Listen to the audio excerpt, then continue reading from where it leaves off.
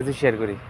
তো এই আমার ফঙ্কিরাজটাকে আপনাদেরকে দেখাই। এটা হচ্ছে আমার ফঙ্কিরাজ, মানে এটা ছাড়া আমার আর মানে কিছুই নাই।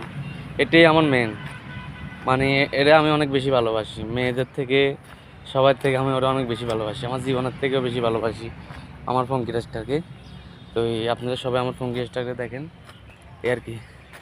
এটা হচ্ছে আমার ফঙ্কিরাজ, এইখানে মালাগুলো সমান করি।